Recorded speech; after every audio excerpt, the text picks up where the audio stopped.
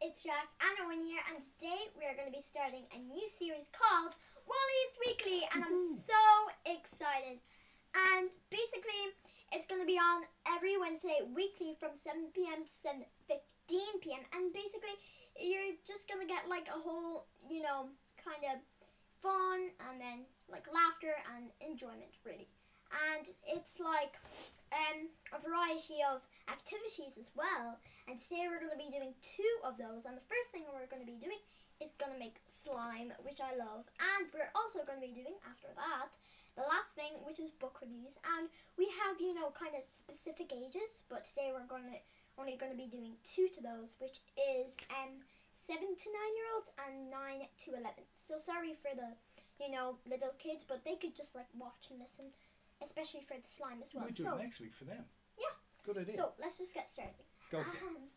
So yeah, slime, as I said, is first. And here's the slime. It's jiggly. And I'll just take it out. Here she is. Yeah. Oh my god, the sound is really cool. Can you do that again? Yeah.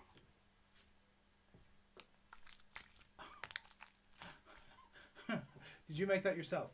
Yeah, so that's jiggly slime, but I'm just going to show you how to make normal slime in general. So, first start with a bowl and glue. And it's not like Pritt Stick glue, kind of like Art and Hobby glue, kind of like these 2 here. We got these from Mr. Price and Flying Tigers. Yep. And this guy we got from Mr. Price, which is empty at the moment. Definitely Mr. Price, yeah. And so you get a spoon and you start mixing it in, and then you get your colour, which is going to be probably food colouring or paint. I say food colouring is less like safer, isn't it?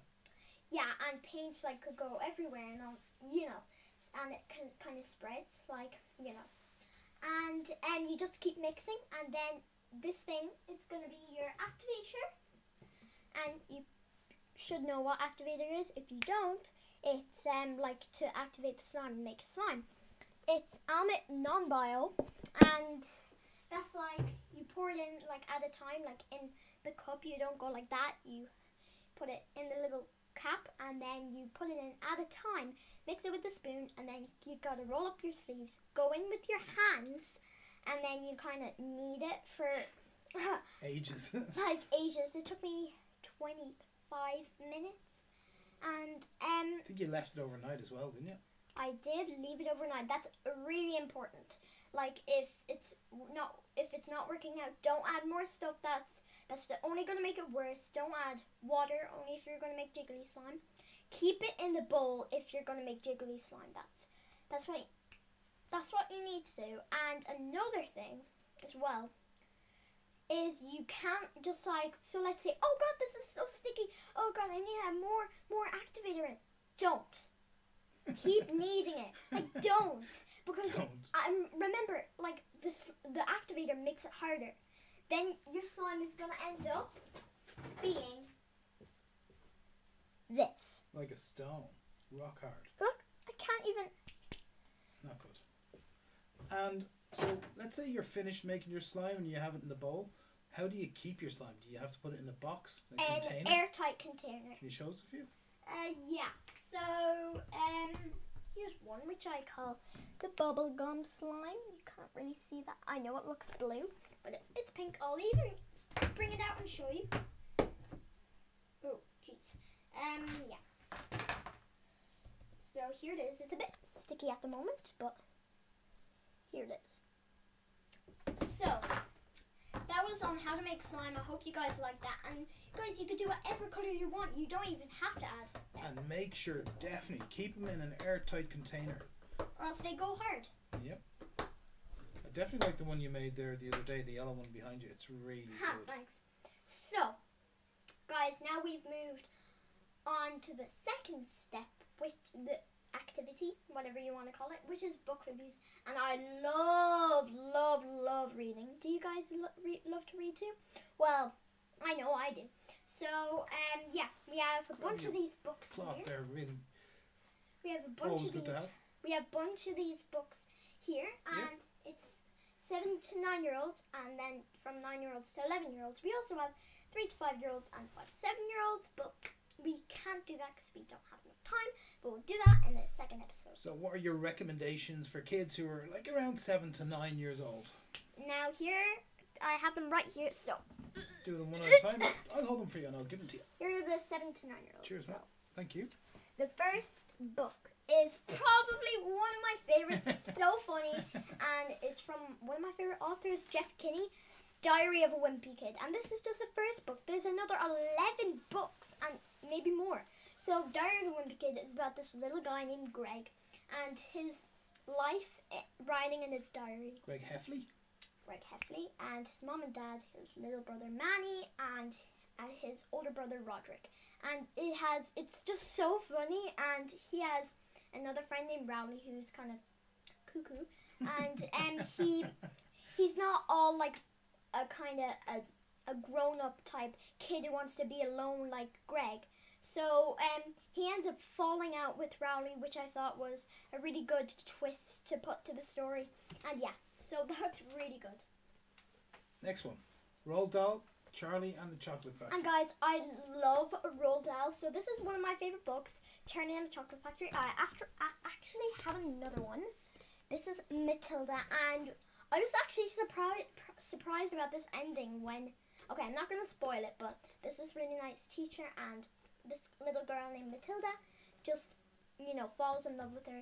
But it's about the girl named Matilda, and she's so smart, so intelligent, but her parents are so mean. And then she moves to this school, not boarding school, but she goes to this school, and there's this terrible principal they have, and her name is Miss Trunchbull, which turns out to be the aunt of Miss Honey, the really nice teacher I was talking about right there. And yeah, it's just really heartwarming. Is it easy to read? Oh, it's very easy to read. And BFG, another Roald Dahl book, which I love as well. I love all these Roald Dahl books. The BFG stands for the Big Friendly Giant. So it's about this big friendly giant, and I don't think he has a name. It's just the BFG. Yeah. And there's this little girl named Sophie, and she gets taken away by him and then sent to his cave up in the sky, far, far away. And she actually has a great time with him, and they try to get the queen to believe in giants. And it's just so nice. I love it. So Roald Dahl just inspired me to make my own books as well, which is really good for you. This is my favourite. Wonder, and you've probably seen the movie. If you haven't, you live under a rock, and you have to know about the book. So Wonder is the best. Like, it's so good. And read it to your kids. Maybe read it to your dog if you can read. But what I'm talking about is the font is pretty small, so kids might be like, oh yeah, page 20. Bye bye. Can I ask a couple of questions just to get you going? Yeah. I see you have a bookmark in this book. What's that bookmark from? Oh, it's from Charlie Burns, where I got bookshop this. The best bookshop in Galway, which I think. We'll talk about Charlie's again. Can you do everyone a favour and maybe read the back to give an introduction to the book? Yeah.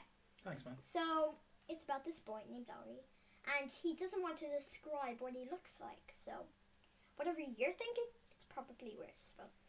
So yeah, it's a nice heartwarming story about this little kid named August, or Augie, and he has, a disability kind of on his face, and he had loads of operations and stuff like that, and people would laugh at him, and he gets homeschooled, but now he goes to a school and he makes at least a friend, and it's so heartwarming because, there's so many much more layers to this book than I thought. And guys, I want to encourage you to read this book, because once you get to the end, you'll be so proud of yourself. Excellent, Jack. Thanks a million. Last one for the 7 to 9-year-old. Yeah. Do you think that's okay? Harry Potter and the Philosopher's Stone. I'm with you. Yeah. Now, guys, there's these other books that J.K. Rowling, the amazing author, who wrote Harry Potter, and they're for older kids. But I thought, start off with the first one, Harry Potter and the Philosopher's Stone. And guys, this is about Harry, obviously, Harry Potter, and his parents get killed by this dark arts kind of like wizard, but not wizard. He used to be in Hogwarts, which is this school of witchcraft and wizardry, and he killed Harry's parents. And then he has to move in with his aunt and uncle Vernon and Aunt Petunia, and it's just really, really bad. But then he gets a letter from this guy named Hagrid, and to go to Hogwarts, and he's so excited. But then things go down, and he needs to find the Philosopher's Stone and get it back, which is probably my favourite part. And is it kind of fantasy? Definitely fantasy. There's, lots of magic and spells, but sometimes kids get into fantasy more than history or autobiographies, but I like them too. But you know what? This book is a great book to start off with. I got you. Okay, shall we move on to the next age group? 9 to 9 to 11. Okay, you take the first one there, These please. books are massive. So first book, is Arthur, and oh my god, I nearly cried when I read this book. Like, I nearly cried. In a good way. In a good way. It's really, really nice. And so there's this little puppy named Arthur, and it's really sad because he used to have an owner. I'm not pretty sure, but he used to have an owner, and then I think he got lost. But he tried to find home, I guess. He would run, and he tried to cross peaks, climb mountains, and he's just the best dog. But at one point he gets sick, I think, and it's just really heartwarming and just really nice because, how is he going to survive? How is he going to survive and get back home in time in case he dies? I mean, young Arthur, he's a puppy. I hope it's happy as well. Yeah, it is. Okay, I'll let you decide on the next three which one you'd like to go for. Next one is Miss Peregrine's Home for Peculiar. Is that scary? This is very scary, guys. If you're a 9-year-old, maybe try putting this book down, especially if you're a 7-year-old. Do not pick this book up. There's, a little strong language. There's the S word, there's the B word. Once or twice. Way. Yeah, there's the B word, but it's fine. It's okay. Yeah, there's the B word, so I wouldn't, attend Is that the B word like a dog? Yeah. Oh, okay. We won't talk about it. No. So, this is also a movie, but it was a book before it was a movie. Yep. And it's really freaky. And, so it's Miss Peregrine's Home for Peculiar Children. And Miss Peregrine is, not their mother, but it's kind of do you know nuns? They call the boss, the mother. And so there's this mother, and she's, the mother of all these peculiar children that have different powers or stuff like that and abilities, and it's just really freaky. Okay. Next book, which I thought I haven't finished yet, but I kind of get the story setting, is Wicked, and it's by Gregory Maguire, and oh my god, I love this book so far. So, it's also a musical which you can watch right now. Go to England, stay in Ireland maybe. It could be on again in Ireland. Would it be on YouTube? Yeah, a little bit could be. So, you see, I got this book because I like the musical. And turns out, this book is nothing like the musical. But, guys, I'm not saying it's bad because I loved it. And I have to be honest, it is really good. So, it's about this they soon to be king and queen, and they're having a baby, and they won't be too happy when it turns out that she's green. And then it's just about the Wicked Witch of the West story, if you don't know. So it's kind of before the Wizard of Oz, the Wicked Witch of the West story, and then the mother of the Wicked Witch of the West dies, and she gets sent to a boarding school, and it's really sad because she needs to watch her sister Nessa Rose, who is born with 2 legs twisted, and yeah, it's just really sad, but amazing as well, and I think 10-year-olds should. Okay, you've got about a minute left. So guys, the last book. Remember I was talking about Harry Potter and how how the books go on, they are bigger? In every way. So, this is Harry Potter and the Goblet of Fire, which I thought, oh my god, this ending is I will not spoil, but it's just still amazing. So it's about Harry, and he goes back to Hogwarts again, and he's older now, and he's in his fourth form. Fourth? Yeah, fourth. and he actually ends up being in this like tournament, and he has to win it, and like it's really really scary because like he could die, and I'm not gonna spoil it, but like one of his friends, you know, has a little let's say a duel with Voldemort, which is you've got scary. So guys, 10 seconds. thanks so much for watching. Oh my god. So yeah. So guys, this has been Wallys Weekly. Thanks for coming. See you all later. Remember to visit our webpage called www.jackandowen.com. Take Bye. care. Bye.